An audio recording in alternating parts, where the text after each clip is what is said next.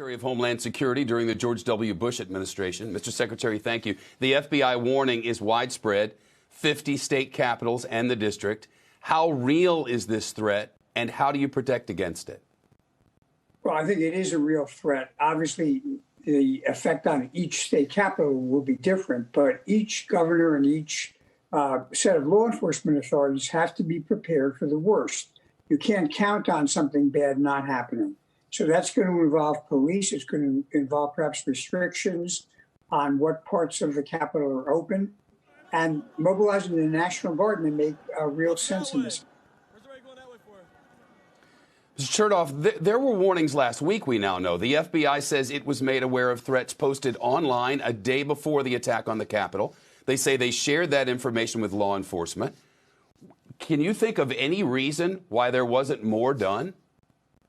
Well, I think part of the problem was if you share this a day before, there's not really a lot of time to prepare. And there are two things that needed to happen, but they needed to start the planning well in advance.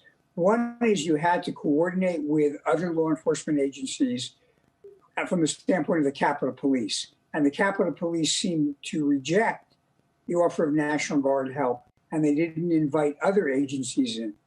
The second thing is you've got to have a plan. And you've got to build capabilities, which means you have to bring better barricades in, more personnel to back up the police, and you needed to give the Capitol Police riot gear. None of that was done, and 24 hours before the march doesn't really leave you the time to do it.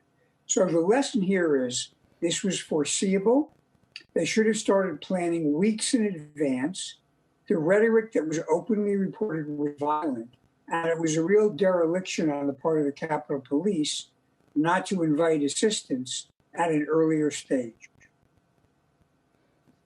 You were in DOJ when the attacks of 9/11 happened. How would you compare this failure to that one? Well, obviously, we didn't lose 3,000 people here. On the other hand, there was no successful attack on the Capitol in 2001, and there was here. But I think what's most disturbing is we rapidly knew that we were facing an external threat on 9/11, and that was serious, but it meant that we could pull together and unify the whole country in averting any future attacks. Unfortunately, here the threat comes from within, and that's going to create a certain amount of mistrust and cynicism about who can be involved from the U.S. side as to whether somebody is really hiding some secret agenda. So it's going to be in some ways more complicated and more stressful until we get to the bottom of these investigations that the FBI has announced. You real worried about the next few days, or would that overstate it? I'm real worried about the next few weeks. I certainly think next week will be a moment when these groups feel emboldened to go and try to commit mayhem, not just attacking the Capitol, but attacking other locations as well. We could have active shooters. We could have pipe bombs. But honestly, Shep, I think this is going to continue after January 20th.